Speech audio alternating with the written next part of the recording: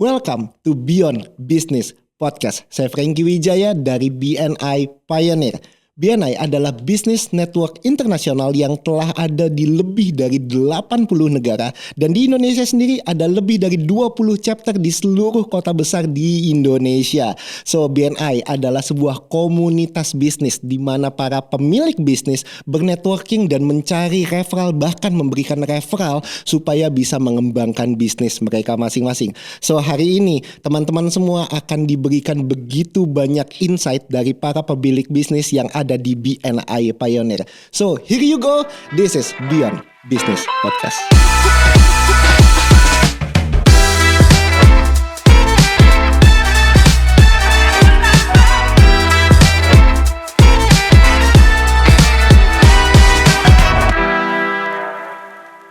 Sobat Beyond Business Podcast, hari ini kita mau jalan-jalan ke Bogor karena hari ini kita kedatangan owner dari Highland Resort Bogor, Jeffrey Ibrahim. Hai sobat. Halo bro. Lu bener-bener lu ya. Lu susah banget diajak ke sini, sekalinya diajak ke sini bilangnya takut, ngeri, deg-degan banget Bang. Ah, deg-degan. Apa sih, santai aja ngobrol aja biasa. Orang extrovert sama introvert kan beda ya? Enggak, gue juga ada introvert. Oke, siap. Anyway, Bogor, Highland Park Resort Hotel Bogor, betul? Yes. Betul. Dan gue kan kebetulan juga udah pernah kesana dan udah pernah enjoy, dan salah satu pengalaman menarik lah di sana ada tenda-tendaan. Apa lu bilang Mongolian? Tenda Mongol sama Apache. Ya, Mongolian apa sama Apache Camp. Mongolian Camp sama Apache Camp. Yes, itu dia, dan itu trademarknya kalian ya sekarang ini ya. Yes. Lu cerita sedikit dong, apa sih yang membuat Highland Park Resort Bogor ini tuh jadi menarik? Nah, Highland Park Resort Bogor ini kita kenapa namanya Highland Park? Karena kita ada di atas gunung.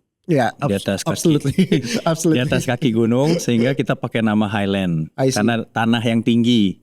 Park itu lebih ke karena banyak taman. Tadinya kita kebun bunga. Oh, awal muasalnya itu? Awal muasalnya kita kebun bunga, tapi dari situ dari Tuhan dikasih hikmat lagi untuk bangun resort. Wow. Gitu. Itu tahun berapa, Bro? 2010.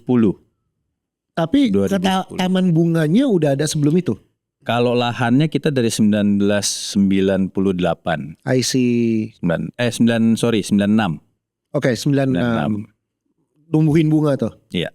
89 maaf. Oh, gimana sih, mundur dulu? 1989 sudah ada tanahnya. Itu kebun bunga. Villa kebun bunga. Villa, awalnya memang villa? Yes. Oke, tanah segede itu? Iya, tadinya villa sama kebun bunga. Jadi sekelilingnya itu kebun bunga. Nah, 1998-an setelah pas Krismon tuh, nah ada yang nawarin tanah sampingnya. Iya, cuman saat itu kan Krismon, jadi kita mengurungkan niat untuk membeli. Nah, alhasil kita beli lagi yang sekarang jadi Mongolian Camp-nya itu 2009 kita mulai bangun. Kita belinya 2007. Sekarang berarti total berapa hektar? 11 hektar. 11 hektar. Awal muasal yang 89 itu? 5 hektar. Itu kebun bunga, 5,5 hektar kebun bunga sama villa. Jadi dulunya Sabtu Minggu saya liburan ke situ. Sekarang kebalik. Sabtu Minggu liburannya ke Jakarta ya. Jakarta. Sekarang jadi lu juga tinggal di sana kan? Sekarang tinggal di area situ. Tinggal di area situ. Berarti dari 5,5 hektar sekarang jadi 11 hektar, 2 kali lipat ya. Dalam kurun waktu 30-an tahun kurang lebih lah ya. Iya, 30 tahun. 30 tahunan ya. Wow. Dan Apache Mongolian dapat ide dari mana sih? Kalau idenya dari Tuhan. Jadi ceritanya ya pagi-pagi orang tua ya. Jadi itu bisnis orang tua yang diturunkan ke kita. Jadi orang tua pas awal-awal dipanggil sama temennya lah. Bego. Gimana? Pagi-pagi sama orang Medan kan. Bego sini. Kenapa pagi-pagi dipanggil bego? Dia bilang, ya lu bego, lu punya tanah sebesar itu tidak digunakan untuk penginapan. Saya pergi ke penginapan yang jauh di sana, cuman dikasih danau, tapi ngantri Gitu. Awal mulanya seperti itu. Jadi akhirnya Tuhan kasih hikmat lagi dari orang untuk membangun Mongolian Camp. Sehingga orang tua saya mencoba untuk ke Cina untuk melihat Mongol Camp. Oh, truly langsung ke Iya, China. langsung ke China. Tadinya mau ke Mongolnya. Cuman karena di Cinanya ada jual knockdownnya Mongolian Camp, dia nggak sampai ke Mongol. Cukup di Cina ada ya. Cukup di Cina. Semua kayaknya dibuat di Cina. Yes. Tadinya mau dibeli ke Jakarta. Cuman alhasil nggak jadi karena itu kulit kerbau ya. Kerbau Mongol. Jadi kurang cocok dengan cuaca di Bogor. I see. Jadi balik ke setelah dilihat bentuknya, orang tua saya bilang, ini mah orang Indonesia pasti bisa nyontek ini. Jadi conteklah di sini. Serius. Jadi bawa prototipe dari sana. Nggak dibawa. Jadi kan nggak dibawa. Diingat di benaknya, otaknya sampai di Jakarta ke toko tenda dikasih tahu seperti ini bisa nggak? Bisa. Akhirnya dibikinlah 28 tenda. Gitu. Kongkok sejati. Hikmat dari Tuhan katanya. Hikmat dari Tuhan luar biasa. Ya, berarti dari Mongolian dulu baru Apache? Atau langsung barengan? Enggak, Mongolian dulu. Habis itu kita bangun Mongolian yang berbentuk Mongol tapi pakai batu. Itu Superior Camp namanya. Ya. Habis itu baru Apache. I see. Ya. Dan kan awalnya di situ villa dan kebun bunga. Berarti villanya dipugar, dikatakan dibuat Mongolian sama Apache. Villanya sekarang jadi tempat untuk wisata umum, itu Kopi Hip namanya. Kopi yang Hip kolam itu, renang. Itu dulunya villa. Dulunya villa. Jadi kita rubuhkan, kolam renangnya tetap tapi kita perbesar. Habis itu areanya dibikin kafe. Oke. Kopi Hip buat yang nggak tahu, masuk ke daerah Highland pertama pasti disuguhin sama tempat ya, ternyata dulu villa. Itu restoran cafe kalau nggak salah ya. Restoran cafe. Itu namanya Kopi Hip. Bisa ke situ kapanpun ya, nggak harus nginep di Highland by the way ya. Betul. Bisa nikmatin di cafe dan resto di situ, enak-enak, minumannya juga enak-enak banget, dan di situ ada dekat sama kolam renang, betul ya? Yes. Yang which is itu juga bisa umum kan? Iya, itu untuk umum juga. Itu untuk umum. Jadi kalau cuma mau simple berenang, dan pulang, dan makan abis itu pulang juga bisa gitu ya. Dan kita ada washroom juga, jadi habis berenang bisa mandi. Baru makan, baru pulang bisa. Mantap. Gitu. Semuanya luas banget lah. Karena gue pernah kesana, gue bisa testify, buset nih dipikirin banget gitu semuanya. Parkiran enak, maksudnya luas banget. Lo mau kemana juga dekat. Dan kalau karena itu 11 hektar ya bro, ada mobil kayak mobil warawiri jadi. Mobil warawiri ya kemana-mana. Dan seingat gue kan di situ fasilitasnya gila-gilaan tuh, ada put-put. Ada pat-pat golf, ada driving range juga bagi yang suka driving. Kita ada berkuda, kita ada shooting target pakai paintball. Wow. Kita ada panahan, kita ada tempat buat feeding animals, mini zoo. Ada rusa, kelinci. Bentar, gue kayaknya nggak pernah kesana deh. Ada yang deket ke arah resto yang dekat kolam renang, yang main kolam renang. Oh, yang tepat di dekat rumah pohon ya. Iya. Oh, itu ada mini zoo. Ada mini zoo di situ, ada burung. Kuda lu juga banyak kan di situ, ada berapa kuda? Iya, kita kuda ada total 12 ekor. 12. 5 punya klub, punya Highland. 7 lagi itu punya member. Jadi ada orang beli kuda, misalnya Bro Frankie mau titip kuda, ya bisa di saya beli kuda, saya yang jagain. I see. Dan itu kuda bisa dipakai umum yang punya Highland atau gimana? Yang punya Highland bisa pakai untuk umum. Itu fasilitas umum berarti ya? Ya. Wow. Jadi kalau untuk yang member, hanya membernya yang punya yang bisa pakai. Jadi biasanya weekend member datang, dia latihan, nanti sorenya pulang. Ya. Highland itu paling sering dipakai buat event atau dipakai buat family weekend lebih banyak kemana? Jadi kalau kita banyak macam ya, seringkali grup. Okay. Jadi yang family itu tereliminasi karena Oh ya? sekali datang grup kan ratusan tuh. 300, 400, jadi rata-rata hampir full sehingga family juga Belum tentu dapat tempat. dapat tempatnya. I Jadi see. rata-rata kalau yang family itu di libur nasional. Oh, karena event-event nggak ada di Yes. libur nasional Karena biasanya. libur nasional biasanya lebih banyak family. Jadi emang ada seasonnya kayak gitu ya. Yes. I see. Nah, berarti bisa dibilang lebih dari 50% okupansinya itu justru datang dari event. Yes. Oke. Rata-rata ada event apa aja yang boleh dibuka? Meeting kantor meeting apa namanya? Biasa meeting awal tahun, budget meeting bisa di tempat kita karena kadang mikirin angka itu kan pusing tuh. Carinya yang segar-segar gitu ya. Nah, Nggak mau jauh-jauh banget. ya nggak terlalu jauh, tapi nggak mau terlalu dekat juga. Iya. Kadang kan meeting di kantor itu sumpek ya. Betul Maksudnya sekali. kantor lagi. Jadi banyak yang event di luar, tapi nggak terlalu jauh dari Jakarta, kurang lebih 1,5 jam. Nah, di meeting roomnya mikirin budget. Kalau udah pusing keluar ngeliat yang hijau-hijau. Iya. By the way, gue baru ingat waktu gue kesana kan memang itu kan tendanya gede-gede, bro. Yes. Sedangkan kalau kita bilang acara event kantor, ada banyak kan yang ya paling biasa kata-kata ya. Kalau kita ngomong di hotel satu kamar pasti berdua. 2 orang. Ini kan Kalau kayak nggak kita ada yang berdua. Maksud gue sedikit banget yang berdua. Kata-kata berempat gitu. Ya. Emang begitu ya kalau jadi buat konsepnya. memang konsep kita untuk menyatukan, kalau buat company itu buat company gathering biasanya. Jadi menyatukan karyawan-karyawan sesama orang kantor supaya bisa saling kenal. I see. Jadi satu kamar berenam, berempat. Nah, ada juga yang berdua ada. Ya. Cuman ke kita rata-rata karena dia meeting and gathering, jadi dia rame-rame. Oke. Berarti okupansi paling tinggi di weekend. Weekend biasanya Jumat Sabtu. Jumat Sabtu. Minggunya check out. Minggu semua check out. Ya. I see. Jadi Jumat datang, Sabtu event, Minggu event, setengah hari jam 12 pulang. Ya. Di satu wilayah itu sebenarnya kan bisnis lu banyak banget ya, nggak cuma sekedar resort.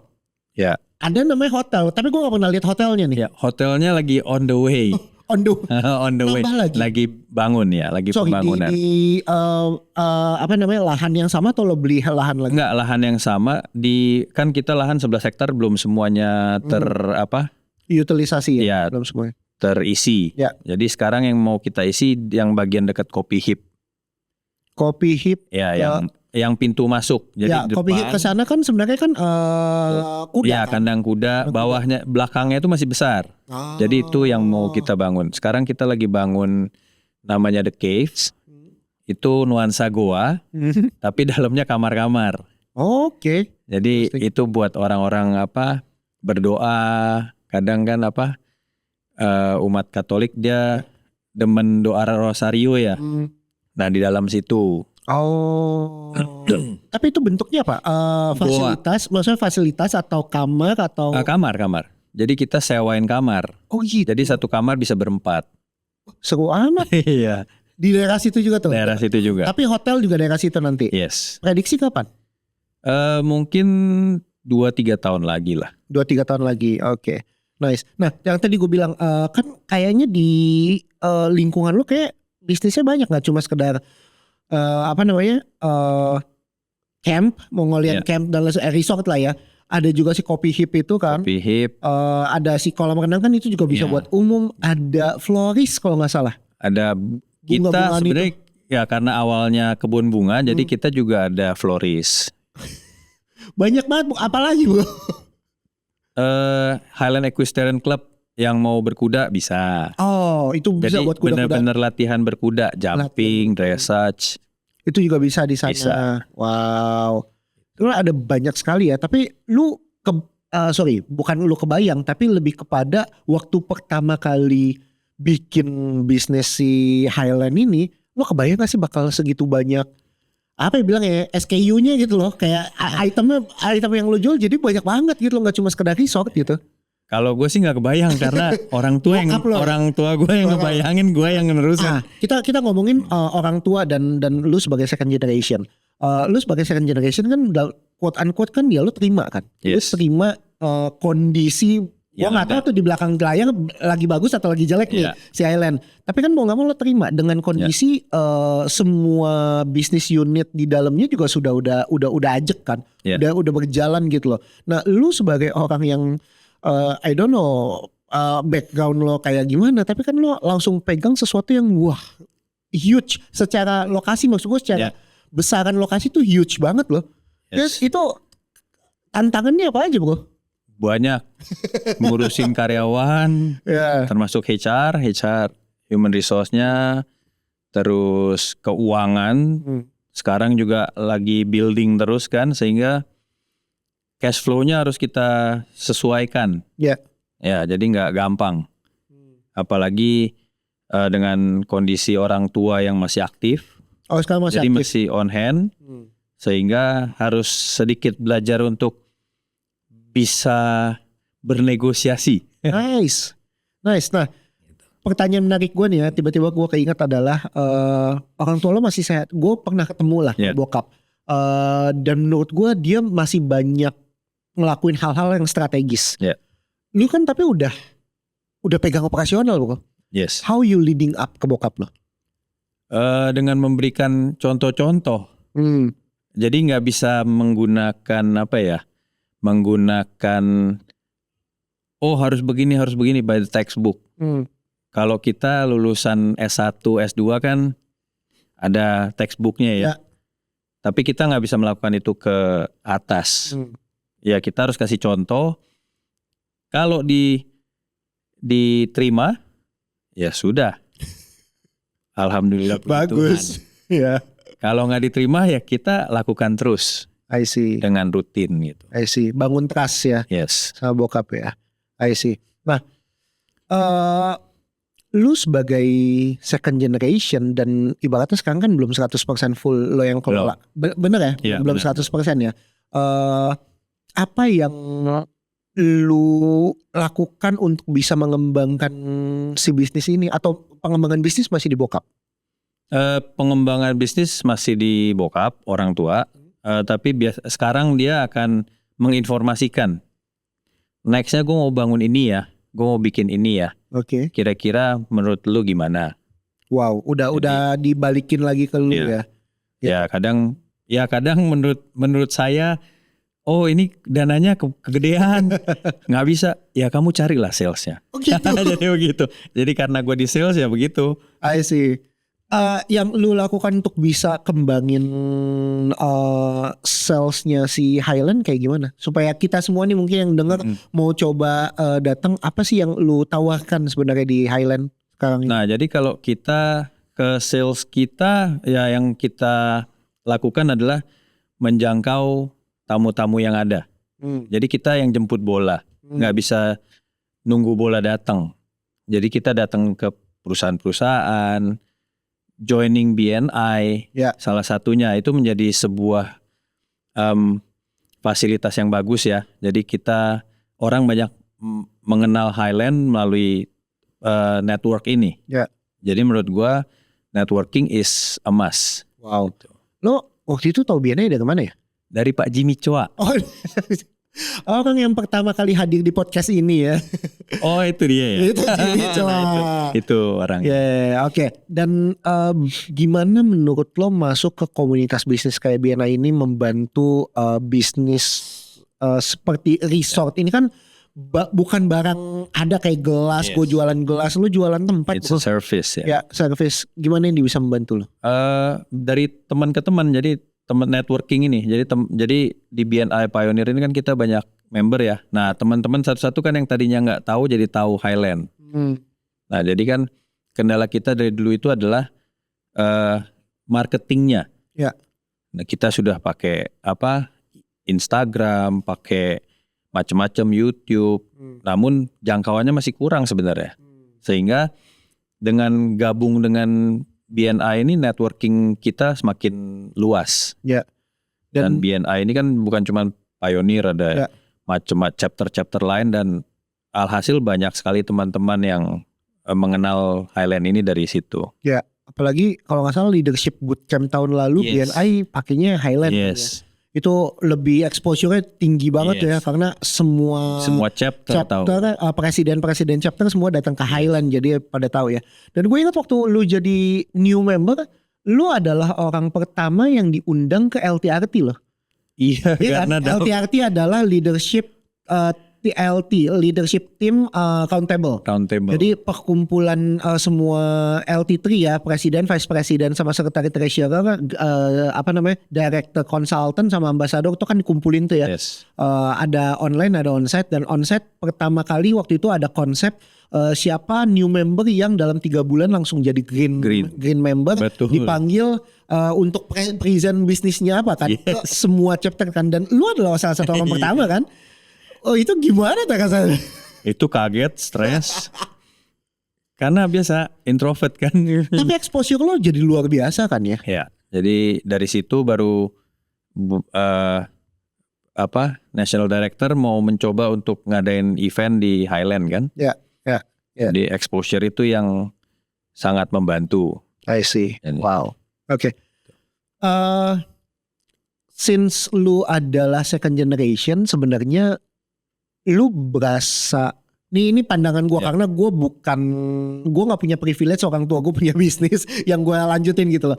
Tapi lu ngerasa lu nggak bangun bisnis gak sih? Ngerti gak sih maksud gue?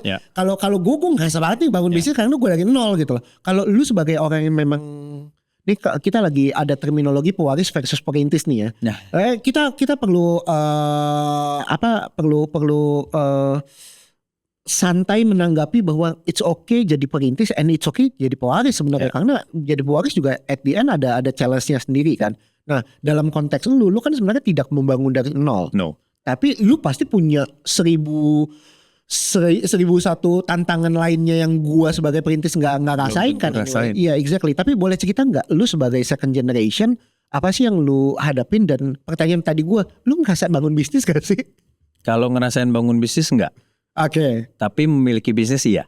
Oh, that's good. Bedanya itu. Ya. Jadi kalau ngomongin mengenai perintis dan pewaris, enak mana? Kalau mau dapet enaknya, pewarisnya. Karena yang merintis itu nggak pernah enak. Betul. Tapi kebanggaannya dapat di perintis. Ya. You build something from your own. Ya. Tapi kalau pewaris kan you inherit. Betul. Lu terima. Tapi yang gue tahu dan yang gue dengar kan temen gue pewaris kan nggak sedikit ya. Tapi mereka juga bilang kesulitannya adalah bagaimana catch up dengan orang tua sebenarnya. Oh ya, of Karena course. Orang tua rata-rata ya di usia lu orang tua baby boomers. Ya, beda. Dengan konsep perintisnya zaman mereka versus perintisnya kita sekarang itu totally different kan. Jadi how you adapt sama dalam konteks ini bokap. Masih hidup lagi bokap. Iya. Jadi itu adaptation itu wajib. Ya. Dan nggak bisa diajarin sih. Karena itu dengan sendirinya kita akan beradaptasi. Ya memang pas awal-awal pasti akan susah, canggung, ya ibaratnya jadi kayak anak kecil lagi. Padahal umurnya udah gak kecil kan, udah tua loh. Udah tua, udah kepala 4 kan gitu. Jadi ya dengan menjadi dewasa kita belajar gimana menghandle hal-hal yang berhubungan dengan keluarga. Apalagi kan bisnis ini bukan bisnis gua sendiri. Ini bisnis keluarga, it's a family business. Ya. Inherit juga bukan gua doang. Ya. Ada saudara-saudara. Siblings. Ya. Jadi ya kita harus berjiwa besar, harus belajar untuk bisa menerima kekurangan dan kelebihan masing-masing lah. Susah, tapi ya kita belajar berjalannya waktu gitu. Apa yang paling lo inget dalam proses lu memegang operasional ini? Apa yang paling lo inget ajaran bokap? Apa yang paling lo inget? Selesaikan setiap tanggung jawab yang ada. Jadi melakukan segala sesuatu itu dari start harus sampai selesai. Kadang kan kita punya anak buah. Kadang kita mulai selesainya anak buah nggak selesai kita yang marah-marah. Ya, padahal lu yang mulai gitu ya. Yes. Ya. Jadi gue belajar, walaupun kita sebagai atasan, kita memulai suatu, boleh delegasi boleh, tapi usahakan membantu staff kita sampai selesai. Gitu loh. Ini gue berharap tim lo dengar. Oh, Bapak kan kemarin bilang bantu saya, Pak. Gitu. Mereka yang biasanya kasih kerjaan ke saya. Oh, gitu. Iya. Jadi kalau tim-tim saya yang nonton, they know. Gitu. Kayak lo baik banget gitu di kantor ya, enggak juga? Iya, baik, as in semua orang kan kita harus baik. Wis. Gue enggak kayaknya. Anyway, menarik. Kalau kita bicara soal nilai-nilai yang lu bawa, nilai pribadi ya, yang lu bawa ke bisnis ya, gue bilang apa ya? Ya kayak Highland lah ya.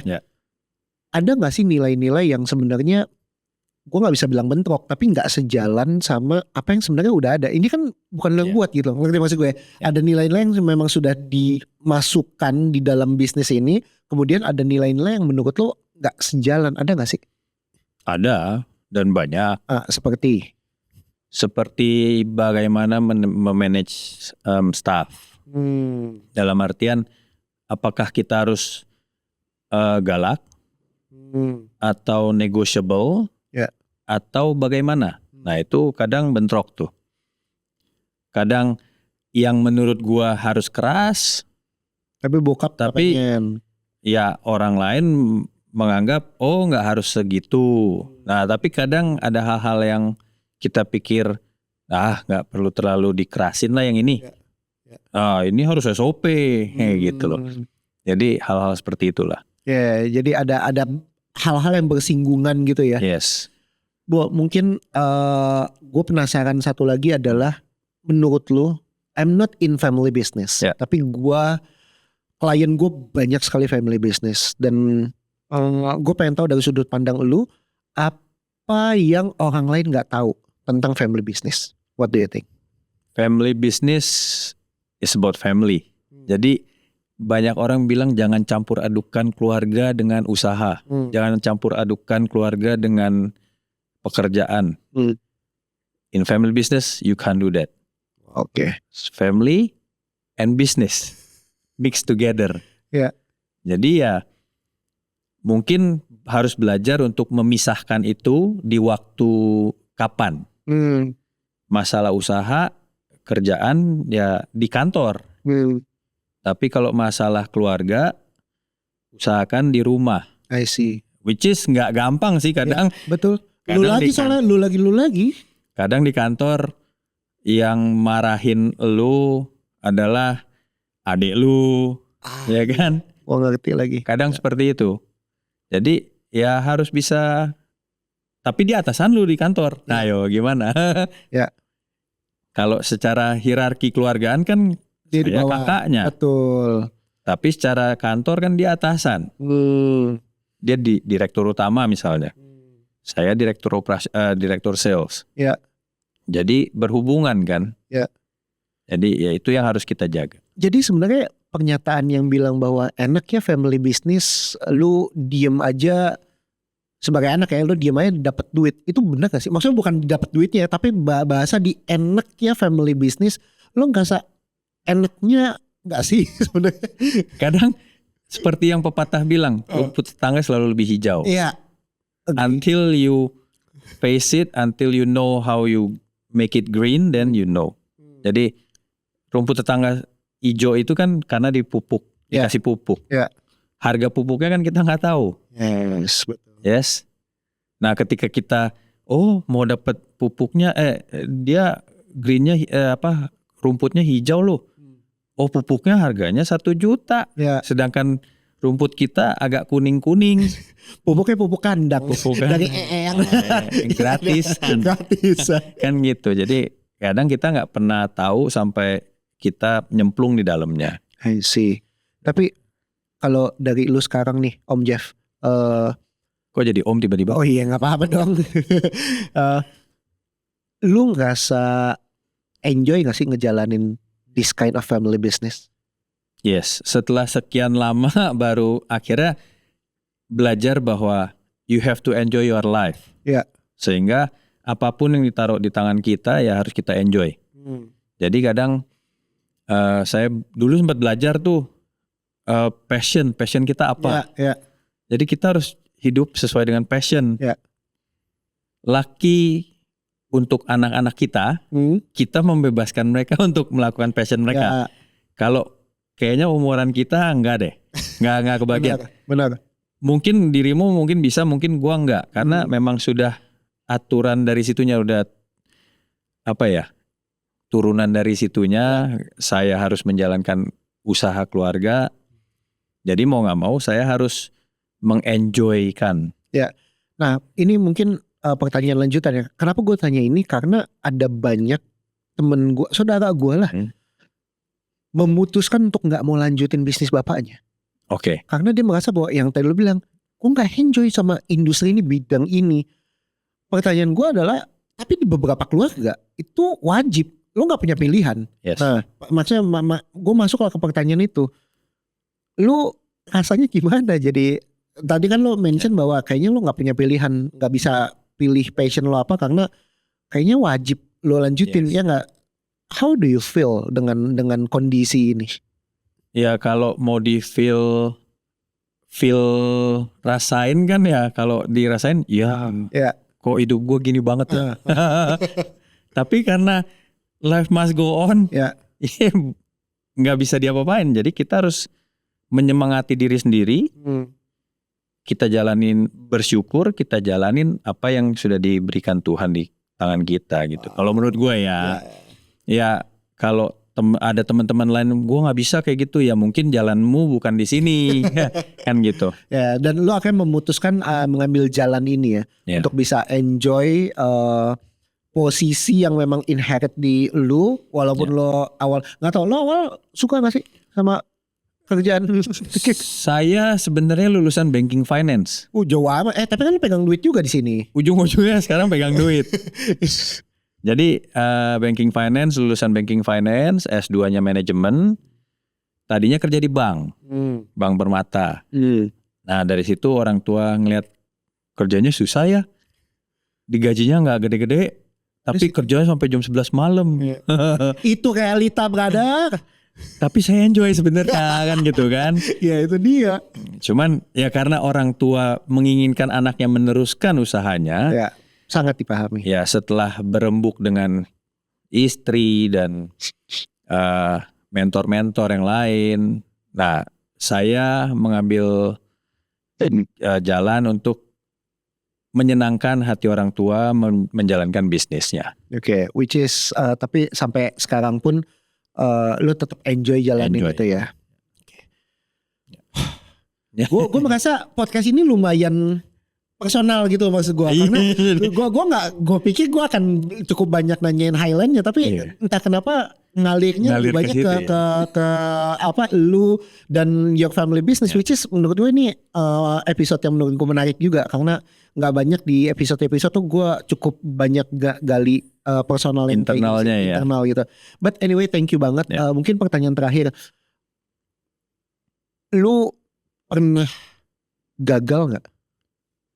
Gagal dalam artian nggak mau belajar. Elaborate. Jadi misalnya ini inheritance kan, ini warisan. Udah santai aja seperti yang lu bilang. Kan kita inherit, kita terima warisan. Orang bilang nggak kerja juga dapat uangnya, enak aja. Jadi itu gagal tuh. Dalam artian gue pernah ngerasain udah biarin aja, santai aja. Tapi pada satu titik nggak gitu juga ya. Jadi you feel even useless. Oke. Tadinya kan kita bukan yang pendiri. Ya. Kita nggak merintis. Udah inherit, kerjaannya cuman males, duduk, tidur, nongkrong. Ya. Nah itu gue merasa useless banget.